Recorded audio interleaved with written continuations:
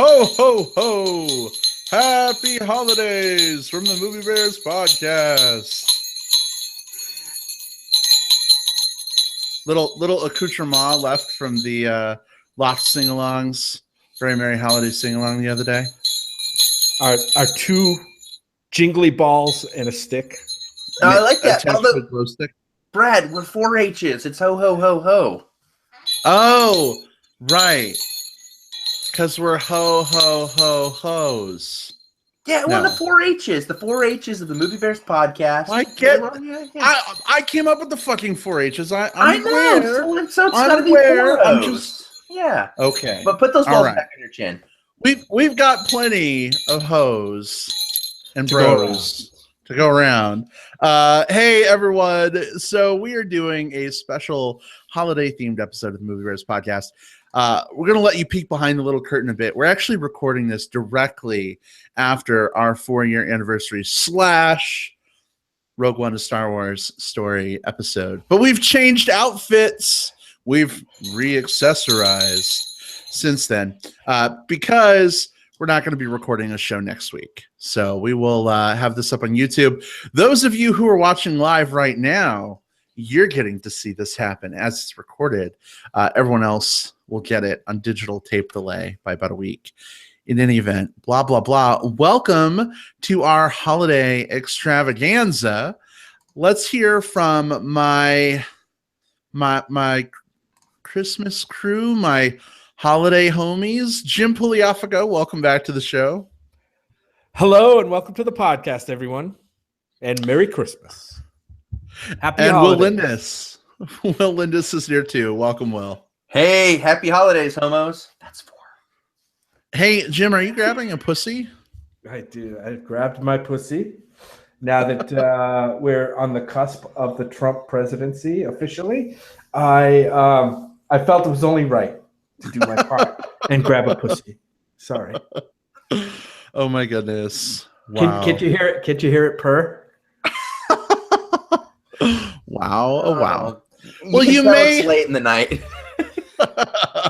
Well, you may recall that 2 episodes ago, after our office Christmas party review, we decided we were going to give each other holiday gifts in the form of movie recommendations / assignments to watch. So I prefer to think of them as gifts we give each other, not assignments. Assignments suck.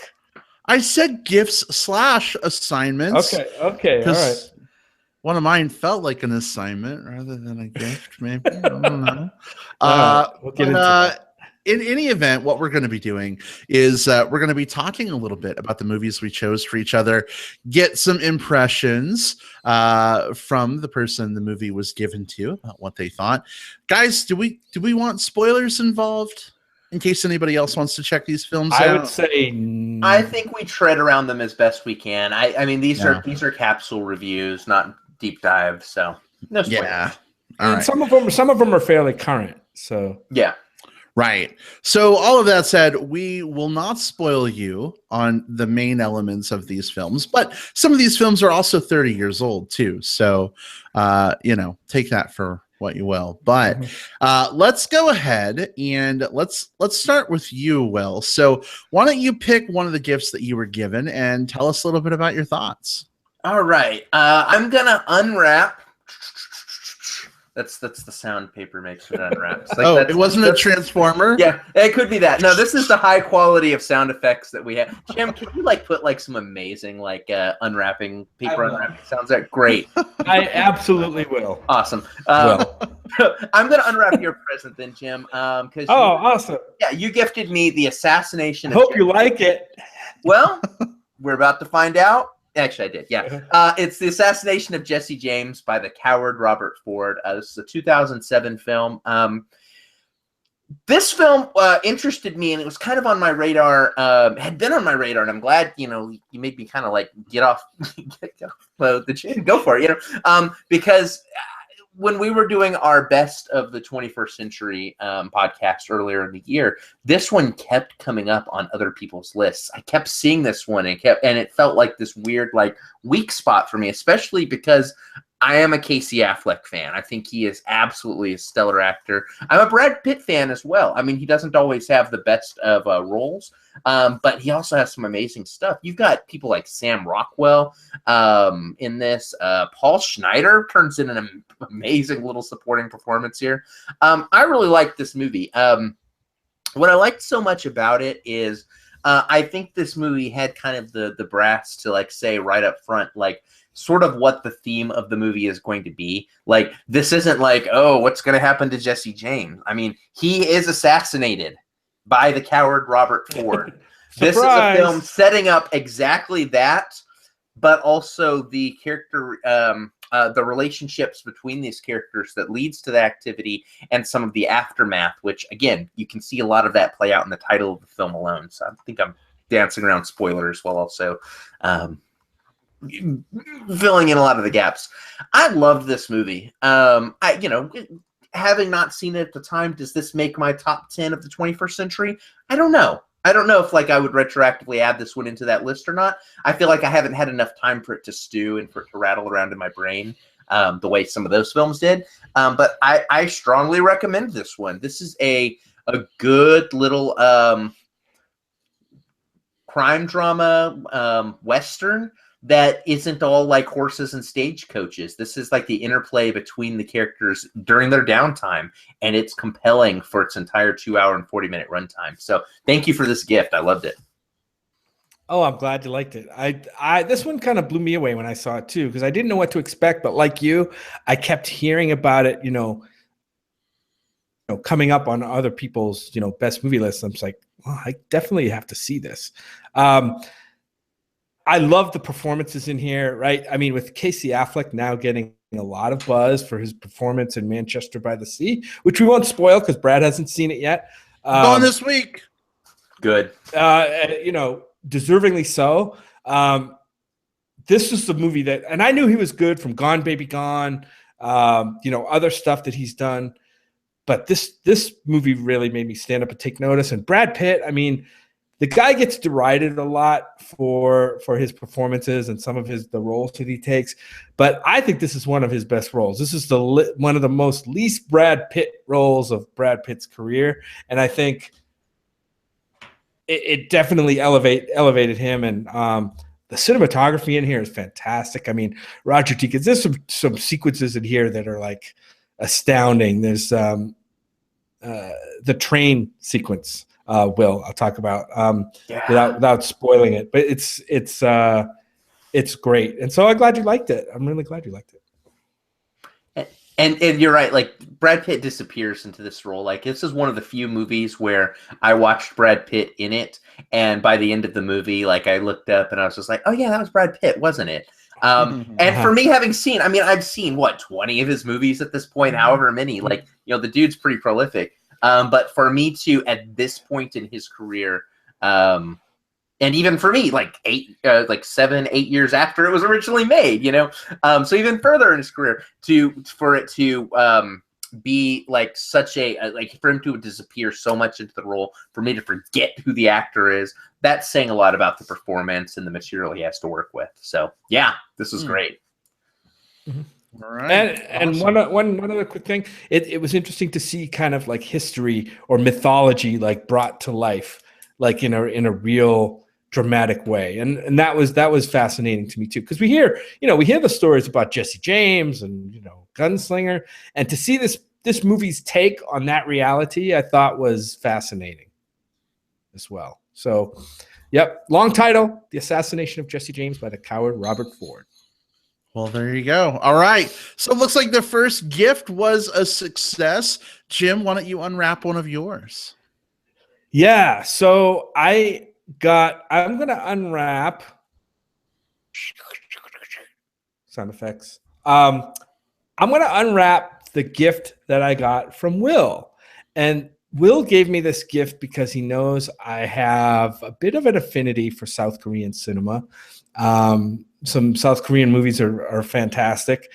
This one came out it says it was released this year, actually, 2016. US this year, yeah.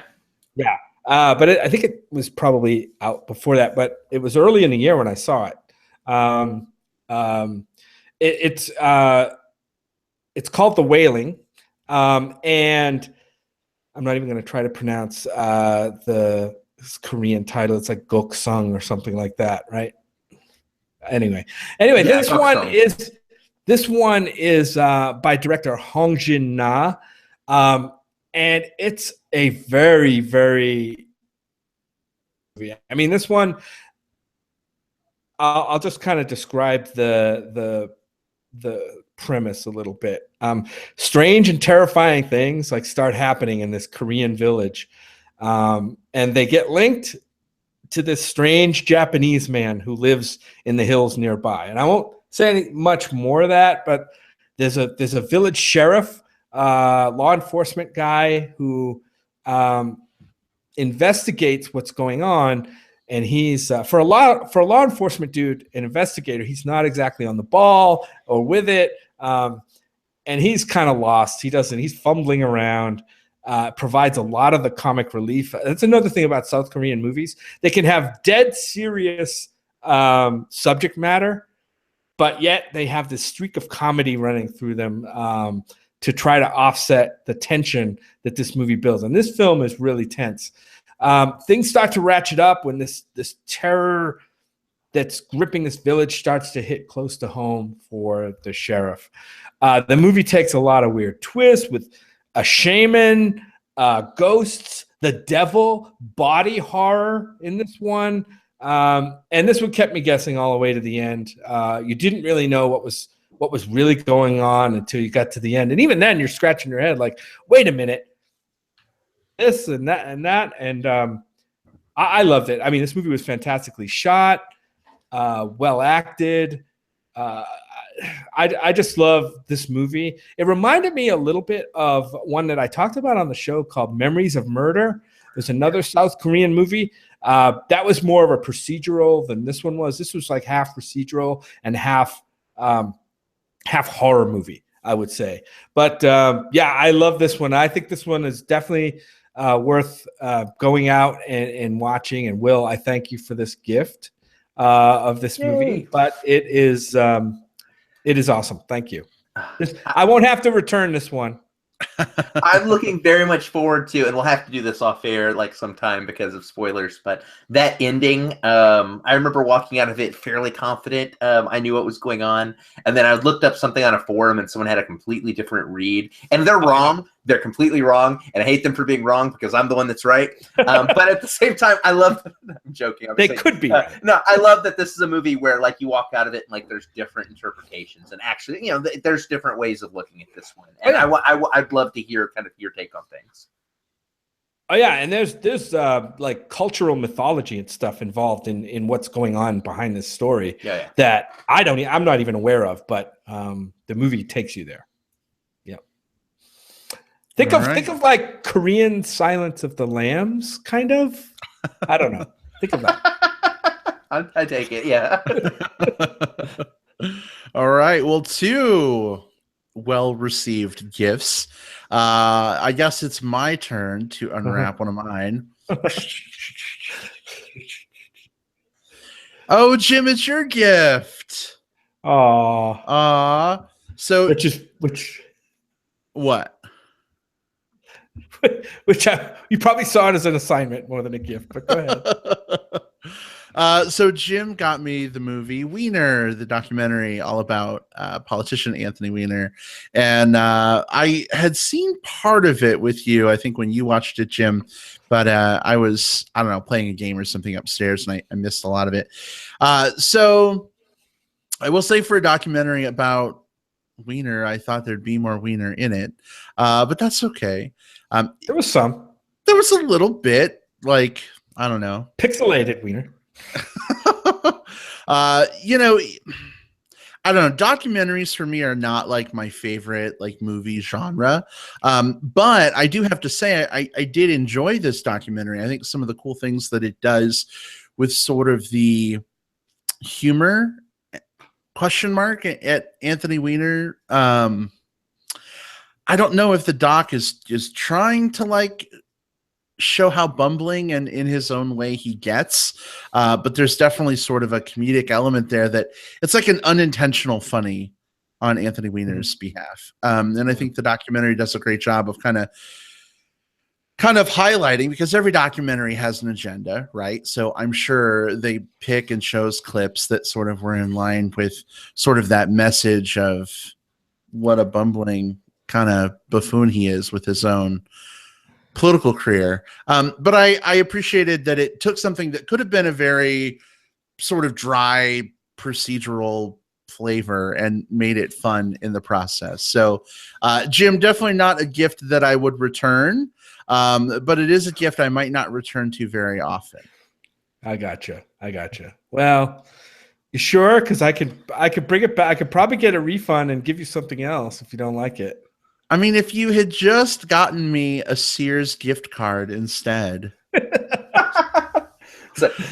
said no one ever. Brad, your assignment is the He-Man Christmas special. Who wants a gift card from Sears? I mean, really. Well, with your background in political theory, your education in political theory, not your background, and the fact that it's called Wiener, I thought this can't miss. Oh, I don't know what went wrong. I guess I should have remembered that it was a documentary. Well, my thing is I worked in politics for a number of years, and I now hate politics with every breath and life in my body. I want nothing to do with politics. So at first, when you were like, hey, it's a documentary about politics, I was just like, oh my goodness. But I did enjoy it. I think as documentaries go, it kind of has a sense of fun that I dug. I remember obviously living through the Wiener scandals. That's fun to say. And, kind of hearing and reading about it in the news, but it's much more interesting to kind of see and hear from Anthony Weiner himself, especially where in like one frame, he's talking about he's learned his lesson. He'll never do it again. This is the impact to his family. And then like, the very next shot is like a news clip, and Anthony Weiner has sent more, pictures of his penis, So right. Overall, it was a good gift, Jim. I appreciate it. Okay, cool. Glad you somewhat liked it. I liked it overall. Will, all right, you're next. All right, so the next one I'm gonna unwrap. I haven't even sounded more like a Transformer, huh? Is Brad, you gifted me Rainbow Time, and the backstory on this one. So I know you guys had screened this one at South by Southwest. I went to the screening of Slash, which was playing against this one at the same time as this one, so I didn't get a chance to catch it. You guys came out of it just absolutely loving it.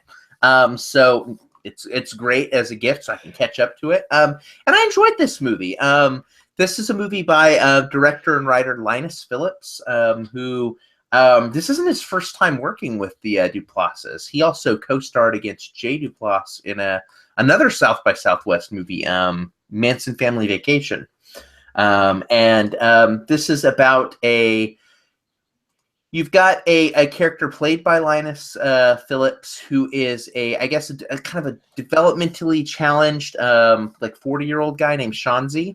He lives with his father and his brother, or lives with his father, and his brother's in the picture as well. And it's all about the interplay between the two brothers and Todd's the other brother, his girlfriend Lindsay, who is played by Melanie Linsky. I'm going to start off by saying that I think my favorite part of this movie was Melanie Linsky. I think, and part of I adore her. She is just one of those people who is, the camera loves her, and I don't necessarily mean from like an appearance perspective, although she's a very pretty woman. But what I mean by it is like when she's on frame, like she is instantly captivating. She is, without having to like overact or ham things up, like she draws your attention. She keeps you compelled. What was interesting was my thought process all the way through this, because it's hard seeing someone playing a developmentally challenged person and kind of like, is this okay? Are they towing the line correctly or not? Like that's a hard line to watch someone do, right? Especially in today's atmosphere. Yeah. in today's atmosphere, and also like it's very easy to misstep. Even someone who has like good intentions missteps. And I think part of what makes this one work. I was reading up a little bit on Linus Phillips because of this, and in his background, he actually spent a lot of time working with special needs kids and doing short videos with them before making this movie. And so I felt like his portrayal was sincere and not exploitive. And that was a huge part of, honestly, that was part of my concern with seeing it. Like, I didn't want to come back here and go like, oh God, like, I feel dirty after that. You don't. It's a very charming movie. The Duplass brothers know how to make these kind of small indie, just kind of relationship-based stories that aren't, they're almost like slice of life type things. So yeah, this one's on Netflix. You know, I think this is a pretty solid recommend, one that I think I think people would enjoy. So yeah, thank you for the gift. Yeah, well, I wanted to go ahead, Brad. No, you go ahead. I just wanted to say that, you know, yeah, you're right. Linus Phillips, it kind of hinges on his performance because it's very easy, like you said, to like step over a line with this character that he's playing. You know, you don't want it to be mockery, right? And it's not. I think it's played with a lot of sensitivity, and I think that's the key to this movie, and I like that. And you also mentioned Melanie Linsky. Do you see the series Togetherness? I haven't watched Togetherness. Oh my God, it's so that's good. with Jay Duplass, Mark Duplass and Melanie Linsky are in that one. Definitely worth watching. I think it's got canceled though, right? It got 2 seasons, yeah. It got 2 seasons and then canceled. But definitely worth watching. They're half-hour episodes, I think, so it's not a huge time sink. If you get a chance to catch up with it, I think you'd like that as well. Oh, right on. Yeah, I bet I would. Yeah. Well, I'm so glad that you enjoyed the gift. I knew walking out of that movie at South by that, like, you know, we were just bummed you didn't get a chance to see it, and we were hoping you might be able to circle back. But when you didn't, I was like, wow, what you know, a potentially good gift that might be now that it's on Netflix. So glad to hear that you enjoyed it. Well done, sir. Well done. All right. So let's move on to Jim. Yes. So I'm going to open up my second gift, and this one's from Brad. And I got in this gift a movie from 1987, I think, called Teen Wolf 2. And the 2 is TOO, not Teen Wolf, the number 2. That might tell you something about this movie. So yes, we watched this movie together, which was nice. I really enjoyed watching it together with you, Brad. There are movies that you really enjoy and get a lot out of because, like, they're spectacular in storytelling, or they have beautiful and unique ways they are shot, or they have greatness in the acting talent. Or there's something special about them. And then there are the movies that are none of that, right? But they are kind of awful, actually. But you still enjoy them because they're so bad, they're fun to watch. And that's exactly what Teen Wolf 2 is. And Brad's smiling because he agrees with this. I'm not deriding his gift at all, but it was fun to watch because this movie is like borderline super terrible, but it's so much fun just to watch Jason Bateman's first real movie role was this role, his screen debut, actually. Oh, in a movie that was produced by, I don't remember the guy's name, Kent Bateman. Go figure. It's produced by his dad, and he gets the starring role. To take over a role for Michael J. Fox. No, who am I thinking of? Michael J. Fox. Yeah, Michael J. Fox, who was in the original Teen Wolf, but decided not to come back and redo the sequel for who knows what reasons. Somebody said that he didn't want to put the makeup on again, or the wolf suit.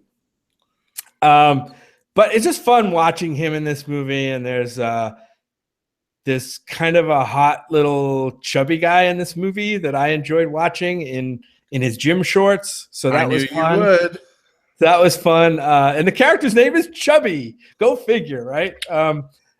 And I don't know. This movie was a lot of fun.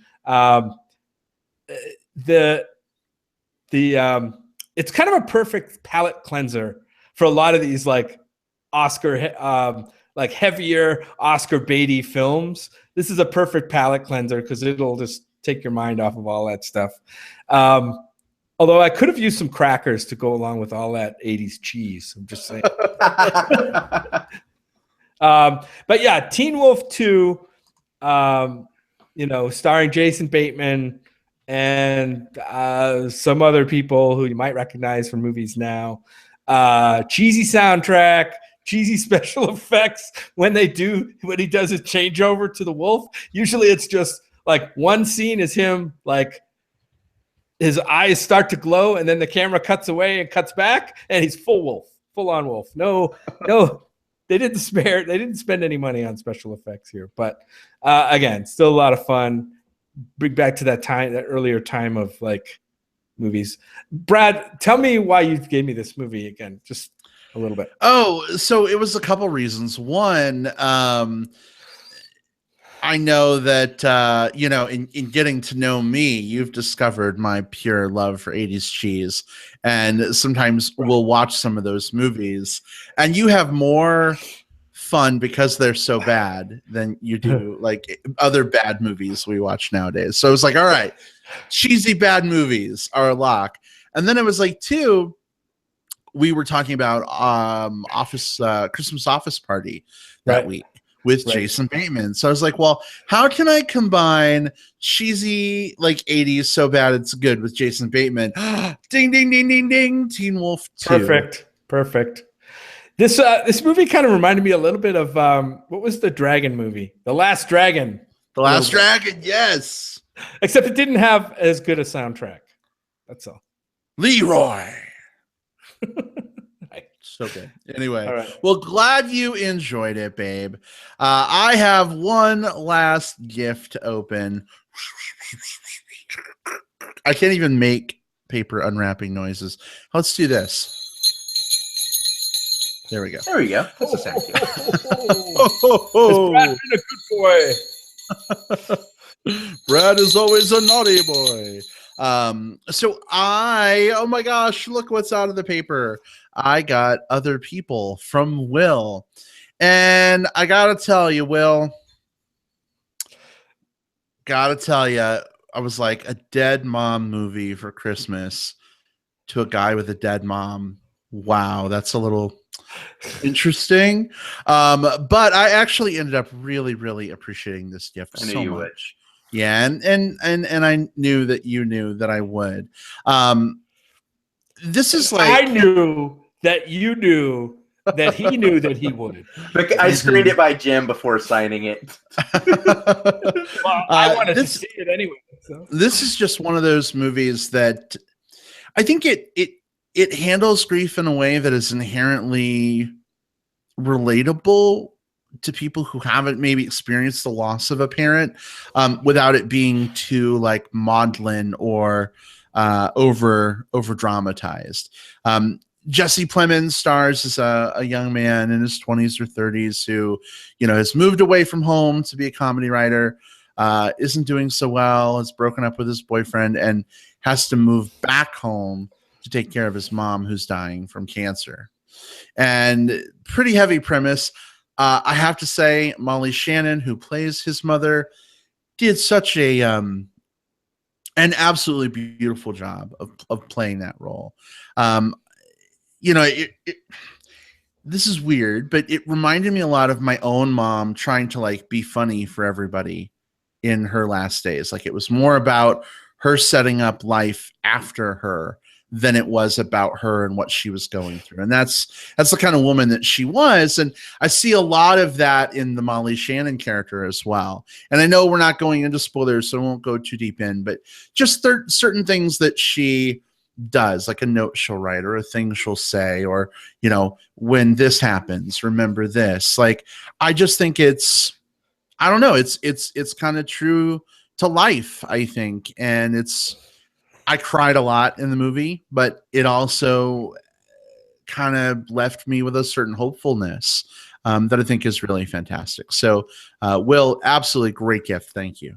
Oh, I'm glad you enjoyed it. I was tentative for that reason, but the part of the reason I had kind of vetted it was I first saw this 3 weeks after my spouse passed, and it was similar. Like, oh, can I sit through this? Can I do this? And it was brutal, but it was a cathartic form of brutal, and it felt so sincere, and it was like part of like it broke me so that I could like start like patching myself back together, and I knew there was something kind of therapeutic about that, and I was hoping that, I mean, obviously different scenarios, but and everyone's going to react to things differently, but I was hoping that you would kind of come away with some of the same, I don't want to say joy. That's not, I don't know if that's the right word for it, but just that feeling of, like kind of optimism despite everything that I got from it. And so I'm so glad you did.